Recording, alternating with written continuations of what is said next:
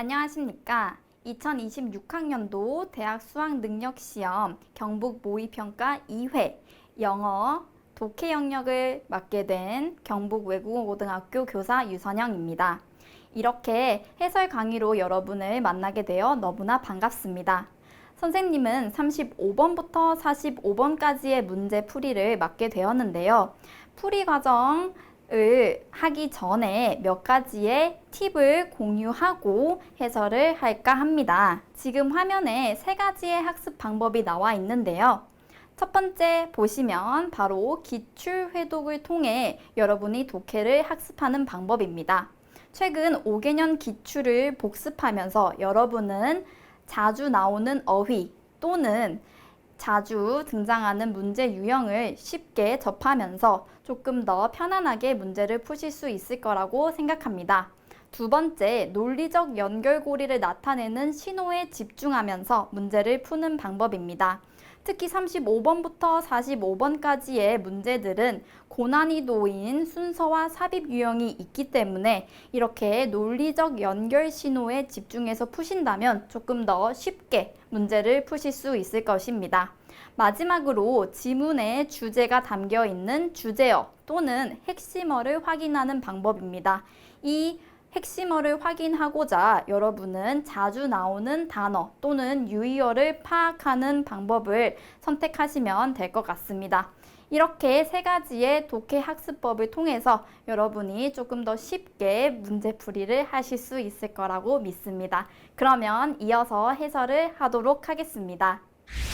이어서 35번부터 45번 해설 강의를 시작하겠습니다.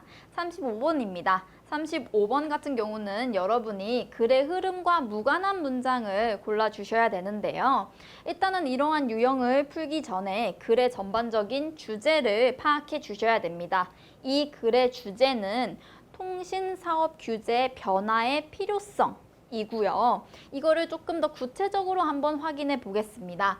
1번부터 보시면 이 telecommunications industry에 관련된 내용이 나오면서 통신사업이 언급이 되고 과거에는 이것은 자연적인 모노폴리, 독점의 체제였다라고 나와 있습니다. 이 독점의 체제였기 때문에 우리는 자연스럽게 2번으로 가서 엄격한 규제가 필요했다라고 문장이 이어지는데요.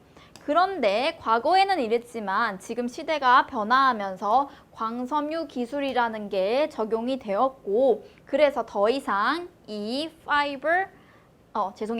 telecommunications industry 같은 경우는 독점이라기보다는 경쟁 사업으로 발전하게 됩니다. 경쟁 사업으로 되었기 때문에 규제가 필요한 게 아니라 오히려 deregulation, 규제가 완화되는 변형의 형태가 이루어지면서 글의 전반적인 흐름이 전개가 되는데 3번 같은 경우는 이 변화가 필요하다라는 내용을 다루고 있지 않습니다. 3번은 그냥 하나의 일환으로, 규제의 하나의 일환으로 개인정보를 보호해야 된다라는 내용이 나오기 때문에 그래서 이 전반적인 글에서 무관한 문장이다라고 여러분이 선택해 주시면 됩니다.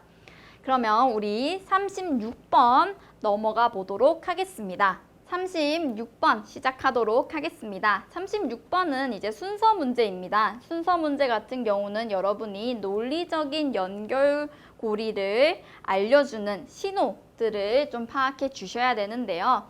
보통은 ABC 앞에 접속사나 아니면 지칭어가 나와서 이런 친구들이 단서가 될 수 있지만 이 문제 같은 경우는 특별히 그런 단서가 보이지 않기 때문에 조금 더 구체적으로 파악해 보도록 하겠습니다. 일단은 이 글의 주제는 이 언어의 연구입니다. The study of language인데 이 study of language를 두 가지 측면에서 다가간다라는 겁니다. 접근 방법이 두 가지다라고 얘기를 해서 첫 번째는 바로 humanistic, 인문학적인 접근 방법이고요. 두 번째가 바로 과학적인 접근 방법입니다. 그래서 일단은 전반적인 이 흐름을 파악하시고 한번 우리가 박스 안에 있는 문장을 살펴볼게요. 그래서 언어의 연구와 관련된 소개글이 나오면서 하지만 there is no particular reason 특별한 이유는 없다라는 겁니다. 무엇이 이 언어의 연구가 인문학적인 접근에 국한돼야 되는 특별한 이유는 없어요 라고 박스 안에 문장이 끝맺힘을 합니다. 그러면 인문학적인 접근 말고 또 다른 접근도 가능한 걸까? 해서 B가 와야 되겠죠. 어떤 접근도 가능하냐면 이 과학적인 접근의 방식도 가능하다라는 겁니다. 이것을 우리는 언어학이라고 부르게 됩니다.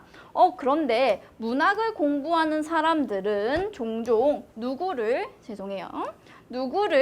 비난하게 되냐면 이 언어학자들을 비난한대요. 왜 비난하냐면 이 언어학자들이 이런 문학적인 요소를 무시한다고 문학을 공부하는 사람들은 언어학자들을 비난하는데 2번으로 A가 연결이 돼야 되죠. Nothing could be further from the truth. 아마 이 문제에서 가장 어려웠던 문장이 아닐까 싶습니다. 즉, 사실에서부터 더 멀어지는 건 없다. 즉, 이게 무슨 말이냐면 This is not the truth입니다. 이것은 사실이 아니다. 즉, 앞문장은 사실이 아니다 라고 얘기를 한다면 언어학자들이 문학적인 요소를 무시하는 건 사실이 아니야 라고 문장의 연결을 여러분이 파악해 주시면 됩니다. 그러면 보니까 대다수의 언어학자들은 실제로 이 픽션, 소설 읽는 거, 문학 작품을 읽는 것을 굉장히 좋아해 하면서 심지어 어떤 상황도 있냐면 많은 언어학자들은 종종 연구까지 한다라는 겁니다. 조금 더 인문학적인 관점에서. 그렇구나. 그러면서 이제 C가 나오게 되죠. 하지만 이 this가 의미하는 건 뭐예요? 바로 A에서 마무리가 됐던 이 문장입니다. 언어학자들이 인문학적인 접근 방식으로 언어를 공부하는구나. 근데 이것은 그러나 의미하지는 않는다라는 겁니다. 무엇을? 한 개인이 can't appreciate and study the formal properties of language.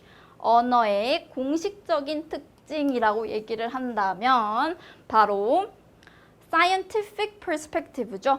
과학적인 접근 방법을 연구하지 못하거나 또는 이해하지 못한다라는 걸 의미하는 건 아니야. 그래서 실제로 이 두 가지의 접근 방식은 굉장히 타당하고 서로 보완의 관계를 취하고 있다라고 하면서 이 글의 마무리가 이루어지게 됩니다. 그래서 답은 B, A, C 2번으로 여러분이 체크를 해주시면 됐었습니다. 아마 이 nothing could be further from the truth 이 문장을 여러분이 조금 잘 해석을 하셨으면 이 문제를 푸는데 조금 괜찮았을 것 같은 생각이 들어요. 그러면 이제 다음 순서로 넘어가 보도록 하겠습니다. 다음 순서 문제입니다. 이 다음 순서 문제 같은 경우는 앞에 있는 문제보다는 조금 더 쉬운 것 같아요. 보니까 뭐가 있냐면 요 연결고리를 나타내는 신호들이 등장하게 됩니다. 이 친구들이 각각 무엇을 나타내는지 여러분이 파악을 해주시면 좋을 것 같아요. 일단은 빈칸 안에 있는 문장을 보았을 때 이 글의 주제는 뭐에 대한 주제냐면 이 꿀벌 사회의 구성체, 세 구성체가 나옵니다. 이 구성체들 각각의 기능에 관련돼서 소개하는 글인데요. 첫 번째 구성체, 즉 누가 나오냐면 여왕벌이 나오게 됩니다. 여왕벌 같은 경우는 어떠한 기능을 어떠한 펑션을 가지고 있냐면 유일하게 생식 기능을 가지고 있는 구성체입니다. 그래서 당연히 여왕벌 이 알을 낳을 수 있는 능력은 정말 어마무시하고요. 그리고 이렇게 또 능력에 관련된 부연 설명이 이루어지고 있죠. 두 번째 구성체가 나오게 됩니다. 바로 일벌들이에요. 일벌들 같은 경우는 보면 이 생식 능력은 없지만 굉장히 중요한 기능을 수행하고 있다고 해서 어떤 기능일까? 바로 B에 이루어지고 있죠. 이들은 이런 식의 기능을 수행하고 있다 해서 마찬가지로 굉장히 중요하네 라고 파악을 해주시면 됩니다. 그러면 자연스럽게 우리가 1벌과 대비해서 누가 나오게 되냐면 바로 수컷벌들이 나오게 됩니다. 이 수벌 같은 경우는 어떠한 기능을 수행하냐면 얘네는 유일하게 여왕벌들과 짝짓기를 할 수 있는 능력을 지녔습니다. 그래서 이렇게 글의 순서를 여러분이 쉽게 파악해 주시면서 답은 5번으로 체크를 해 주시면 될 것 같습니다. 자, 이어서 38번 한번 들어가 보도록 할게요. 38번 같은 경우는 여러분이 이제 삽입을 해야 되는 유형의 문제인데요. 삽입 같은 경우는 전환. 글의 전환 포인트를 파악해 주셔야 됩니다. 이런 흐름으로 가다가 갑자기 흐름이 조금 변하네 라는 것을 캐치해 주셔야 되는데요. 일단은 이 박스 안에 있는 문장을 본다면 Spanish speakers 같은 경우는 English speakers보다 보편적으로 기억력이 더 나쁜 경우는 아니더라. 그렇다는 것은 앞에 기억력이 더 나쁜가? 라는 경우에 대한 얘기가 나와야 되는데 바로 답은 3번이었습니다. 왜냐하면 3번 앞문장을 본다면 이 우연적으로 발생하는 사건에 있어서 영어를 얘기하는 English speakers 같은 경우는 조금 더 행위자에 관련된 서술을 했고 그리고 더 행위자에 대해서 많이 기억했다라고 얘기를 하면서 그러면 이 앞에 있는 경우만 봤을 때는 English speakers들이 조금 더 기억력이 좋은 게 아니야? 라는 생각을 가질 수 있는데 그 경우는 아니었다라는 거죠. Spanish speakers들이 더 나쁜 기억력을 가진 건 아니야 하면서 이유까지 나오게 됩니다. 왜냐하면 the two groups, 이 두 집단은 showed similar memory, 비슷한 기억력을 보였죠. 뭐에 있어서? 의도적인 사건에 있어서. 만약에 Spanish speakers 같은 경우가 더 나쁜 기억력을 소지를 했으면 비슷한 메모리가 나오면 안 됐었는데 intentional한 의도적인 경우에서는 비슷한 기억력을 보였으니까 기억력의 문제는 아닐 거야 라는 내용이 3번에 들어가 줘야 될 것 같습니다. 그래서 이렇게 여러분이 전환점을 잘 파악을 해서 이 문제를 푸시면 될 것 같아요. 그러면 다음 글로 넘어가 보도록 하겠습니다. 네, 39번입니다. 39번 같은 경우 글이 조금 긴데 이것도 38번과 마찬가지로 우리가 전환 포인트를 여러분이 잘 파악을 하시면 조금 쉽게 풀려질 것 같아요. 근데 여기서 특이한 용어가 하나 나옵니다. sub-employment. 그러면 이 sub-employment가 뭘까? 라는 궁금증이 생기셔야 되는데 바로 불완전한 고용의 상태입니다. 그러면 불완전 고용의 상태가 뭐지? 라는 궁금증은 선생님이 생각을 했을 때는 일단 전환을 조금 지어보고요. 이 sub-employment 같은 경우는 고용이 된 employee의 상황과 완전 고용이 되지 않은 실직의 상황인 unemployee의 상황의 중간에 위치하고 있는 불완전한 고용의 상태입니다. 근데 이렇게 설명을 해도 모르셔도 괜찮아요. 왜냐하면 의미가 지금 지문 안에 있습니다. Such contracts mean 무엇을 의미하냐면 이 sub-employment 상황을 겪고 있는 workers는 do a few hours here and there 이곳 저곳에서 몇 시간씩만 일을 하죠. Not enough to qualify them for employment rights. 이 고용이 되었을 때 주어지는 권리를 이들이 받는 데는 충분하지 않은 시간입니다. 하지만 enough to prevent them from claiming benefits and appearing in unemployment statistics. 실직의 통계에서 이들이 포함되지는 않을 충분한 조건을 지고 있습니다. 즉, 실직도 아니고 고용도 아닌 약간 어중간한 상태를 우리가 sub-employment라고 얘기를 하는데요. 여기까지를 파악을 하고 일단은 우리가 박스 안에 문장을 한번 보겠습니다. they가 나오게 된다라고 했을 때 이 they가 누군지를 여러분이 파악을 해 주셔야 돼요. 일단은 이 they들은 보장을 받습니다. freedom from human supervision, 이 인간의 관리 감독 아래에서 자유를 보장받아요. 하지만 find themselves under the greater tyranny of oppressive algorithms. 굉장히 억압적인 체계의 폭정 아래에 스스로를 발견한다. 뭔가 억압된 상황에 또 위치하고 있는 대입니다.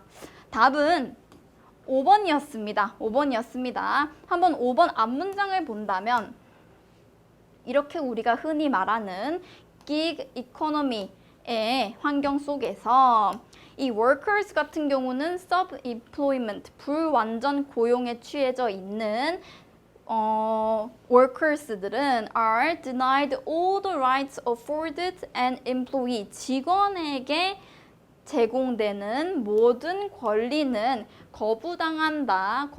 왜냐하면 고용의 상황은 아니니까. 하지만 given none of the freedoms of an independent contractor, 개인적인 컨트랙터의 자유는 또 주어지지 않는데요. 그럼 여기서 여러분이 궁금한 거는 independent contractor이 누구지? 라는 궁금증을 또 생길 수 있는데 이 사람들은 우리가 쉽게 말해서 freelancer이라고 생각하면 됩니다. 프리랜서 아시죠? 그쵸? 완전히 자신의 근무 시간이나 아니면 근무 환경을 본인이 뭔가 정할 수 있는 그러한 사람들인데 이러한 사람들이 누리는 자유는 또 못 받아요. 그래서 이 gig economy에 있는 이 workers들은 promised, 보장이 받습니다. freedom from human supervision, 인간이라는 건 여기서는 고용주겠지. 이들이 속해 있는 그 고용 집단 내에서의 자유는 보장을 받아요. 왜냐하면 고용된 건 아니니까. 고용주들로부터 자유는 보장받지만 그렇지만 또 굉장히 억압적인 상황에 위치하고 있다. 이 억압적인 상황은 어떤 상황이냐면 바로 5번 뒷문장에 나오게 됩니다. 요 굉장히 낮은 임금과 그리고 불안정한 일하는 노동시간인 거죠. 이게 바로 굉장히 불안한 그리고 억압적인 상황이기 때문에 그들은 어떤 식으로 일을 해야 됩니까? 생존, 밥벌이를 하기 위해서 굉장히 이곳저곳 많이 일을 해야 한다. 라고 이제 스토리가 전개가 되는 것을 여러분이 파악해 주시면 될 것 같습니다. 그래서 39번도 이렇게 전환점을 파악을 해서 여러분이 문제를 쉽게 푸실 수 있을 것 같아요. 40번 같은 경우는 이제 요약문의 문제인데요. 보통 요약문 문제 같은 경우는 여러분이 요 빈칸이 아닌 박스 안의 문장을 먼저 읽고 지문으로 넘어가는 경우가 많아서 선생님도 한번 그렇게 문제를 풀어보도록 하겠습니다. 그래서 학생들은 종종 이 defensive writing에 대해서 A 하는 경향이 있다는 거죠. Under pressure to avoid mistakes and meet external expectations. 실수를 피하고 그리고 외부의 기대를 충족하기 위해서 억압적인 상황에서 defensive writing에 A를 한다. 그러므로 thereby reducing their chance of achieving true excellence through B의 expression. 그러므로 B라는 표현을 통해서 진정한 excellence, 성공을 성취하는 그들의 기회를 낮추게 된다, 기회를 잃어버리게 된다 라고 요약물이 주어졌는데요. 여기서 defensive writing에 관련된 이제 내용이 아마 이 글에서 다루어질 것 같아요. 답은 3번이었습니다. 3번. resort to라는 이제 동사가 조금 여러분이 익숙하지 않았을 거예요. 이 resort라는 거는 그 리조트가 아니죠, 여러분. 숙박시설의 리조트가 아니라 무엇에 의존하다. 근데 의존도 어떻게? 뭔가 어쩔 수 없이 의존하게 되는 상황을 여기서는 resort to 라고 여러분이 해석해 주시면 됩니다. 그렇기 때문에 학생들은 이제 이 내용은 어디에 다뤄져 있냐면 students end up writing이죠. 결국은 이렇게 쓸 수밖에 없게 처하게 됩니다. 그러면 이제 이 defensive writing은 뭘까라고 얘기를 했을 때 defensive writing means 의미합니다. not risking 위험을 가담하지 않는 것.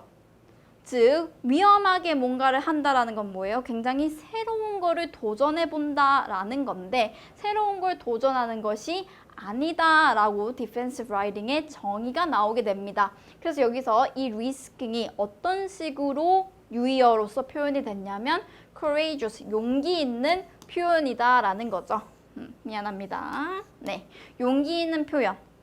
뭔가 새로운 거를 도전하고 시도하기보다는 그냥 했던 것 그대로, 과거에 했던 것 그대로, 그리고 뭔가 기존에 제공된 안전한 길로 가는데 여기서는 defensive writing을 하지 말아야 된다라고 얘기가 나옵니다. 어디서? 여기서. 이렇게 defensive writing을 하게 된다면 그들은 진정한 성공을 이루어내는 데는 조금 어려움을 겪을 거다. 기회가 많이 부여되지 않을 거다 하면서 defensive writing에 종종 의존하게 되지만 이 의존을 하면서 그들은 용기 있는 표현을 통해서 진정한 성공을 성취하는 것은 조금 어려울 것 같다라는 글의 요약이 이루어지고 있습니다. 그래서 이렇게 한번 요약문을 여러분이 정리해 보면 될 것 같고요.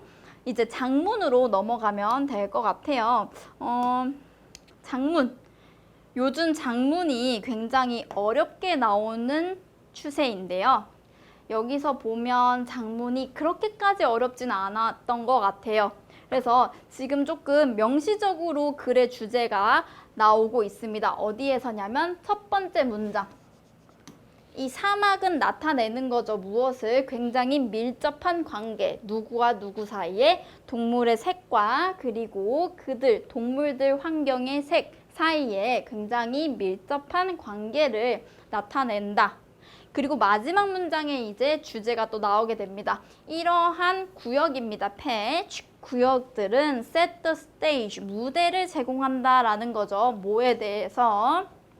이런 특징적인 색깔의 패턴의 진화에 무대를 장식해준다. 이 두 문장이 합해지면 몇 번입니까? 네, 그렇죠. 바로 1번입니다. 1번. 그래서 the evolution of concealing coloration in desert animals.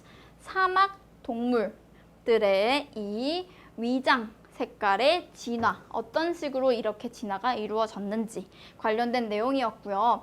아닌 것들을 한번 살펴보자면 이번에서는 이 포식자의 시야에 관련해서는 나오지 않아요. 포식자 시야가 어떻고 저렇고 이런 내용은 나오고 있지 않고요. 3번 같은 경우 이 사막의 랜드스케이프를 어떻게 만드는지에 관련된 내용은 나오고 있지 않습니다. 4번, 이 위험과 관련된 내용도 나오고 있지 않고요. 마지막으로 굉장히 색깔이 다양하다. 근데 식물에 대한 내용도 없었고 다양성에 초점을 두고 있지는 않기 때문에 답은 1번으로 체크를 해주시면 될 것 같습니다. 그리고 이제 밑줄 친 A에서 E 중에 문맥상 낱말의 쓰임이 적절하지 않은 것은 답은 B번이었습니다. 그러면 B에 이제 B가 속한 문장을 한번 같이 볼 건데요. 하지만 사막에서 이 식물은 굉장히 얇게 퍼져 있다라는 것은 사막을 여러분이 한번 생각해 보면 식물들이 많이 있나요, 없나요? 없죠, 그쵸? 이 식물들이 굉장히 듬성듬성 거의 없다라는 표현으로 여러분이 파악을 해주시고 그래서 the underlying geology and the geochemical processes that tint desert landscapes 이 사막의 배경에 색을 입히는 요 과정들은 굉장히 눈에 띄겠죠, 그쵸? 식물들이 뭔가 많아서 풍성해서 그 랜드스케이프를 가리는 입장이 아니라 오히려 식물들이 없기 때문에 너무 그 랜드스케이프가 굉장히 눈에 띄게 보일 겁니다. 그래서 우리는 unobscured라고 바꿔야 되고요. 지금 obscure 같은 경우는 단어의 뜻이 분명히 보인다라는 뜻으로서가 아니라 모호하다, 가려져 있다라고 해석을 해주셔야 돼서 그거는 옳지 않아. 식물들이 없기 때문에, 거의 없기 때문에 우리는 오히려 색깔들이 굉장히 명확하게 드러날 거야 라고 체크를 해주시면 됩니다. 이어서 마지막으로 43번에서 45번의 문제 한번 같이 보고 끝낼게요. 이 문제들은 여러분이 조금 무조건 맞춰주셔야 되는 정도의 난이도입니다. 그래서 일단은 A부터 쑥 한번 훑으면서 우리가 문제를 같이 풀 건데 보니까 크리스랑 I, 내가 등장하게 됩니다. 근데 어느 날 이제 이 둘이 누구를 발견하게 됩니까? 네, 노인을 발견하게 됩니다. 근데 이 노인에 대해서 우리는 조금 두려움을 갖고 있어요. 노인이 조금 무서웠습니다. 그리고 이 노인의 특징을 또 보니까 이제 이 화자집 근처에는 재활용 빈이 있었는데 재활용을 이제 버리는 뭔가 분리수거 장이겠죠. 이 분리수거 장을 이 노인이 굉장히 유심히 봤습니다. 유심히 보는 그 행위를 나는 굉장히 궁금해했죠. 왜 이렇게 이 분리수거장을 계속 쳐다보는 걸까? 흥미가 생겨서 나는 그를 또 몰래 관찰하기로 합니다. 그래서 사람들이 이제 이 물건들을 버릴 때 그는 이걸 좀 주웠대요. 줍고 그리고 심지어 카트도 동원을 해서 이 버려진 물건들을 수집하게 됩니다. 그래서 나는 이 행위가 너무 또 굉장히 흥미로워서 그 카트를 따라가게 되죠. 근데 이 카트 누구 겁니까? 네, 바로 그 노인분의 것입니다. 그래서 노인분의 카트를 따라갔는데 굉장히 골목이 어둡고 narrow하고 또 심지어 낡은 허름한 warehouse로 가게 되죠. But lost my nerve to enter the dark. 근데 따라가지는 못했어요. 그 빌딩 안으로. 왜냐하면 내가 조금 이제 용기가 부족했습니다. 그래서 그 다음 날에 이제 나 혼자가 아닌 크리스를 동원하게 됩니다. 그래서 크리스랑 이제 함께 노인의 warehouse, 창고를 따라가게 되는데 보니까 이 사람이 무엇을 만들고 있었냐면 로봇을 만들고 있었네? 라고 여러분이 파악을 할 수 있습니다. 그래서 이제 크리스는 굉장히 눈이 동그래진 채 이 노인에게 물어보게 되죠. 근데 노인에게 물어본 사람은 바로 크리스이니까 여기서의 44번의 답은 D번이었습니다. 1, 2, 3, 5는 다 노인이었는데 D만 크리스여서 일단은 4번 체크해 주시고요. 이어서 B 넘어가겠습니다. 이제 질문했죠.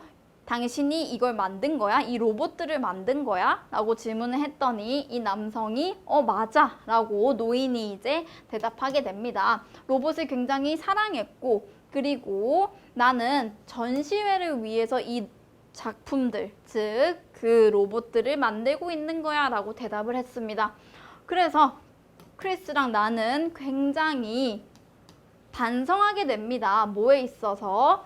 겉모습을 보고 그를 오해했다는 점에 굉장히 반성을 하게 된다라는 내용이 이제 끝이 나면서 그는 실제로 무서운 사람이 아니었고 굉장히 유능한 예술가였다. 여기서 P도 마찬가지로 노인이었습니다. 그래서 이제 43번 가보면 지금 순서가 D, C, B로 이루어졌기 때문에 여러분이 5번 체크해 주시면 되고요. 45번 같은 경우는 보니까 답이 몇 번이었냐면 지금 4번이었습니다. 노인은 버려진 로봇이 아니라 버려진 재활용품을 무엇으로 바꿨냐면 로봇으로 만들었다 라고 체크를 해 주셔야 돼서 45번에 4번으로 확인을 해 주시면 될 것 같아요. 이상으로 지금 35번부터 45번까지의 해설을 선생님이 한번 해봤는데요.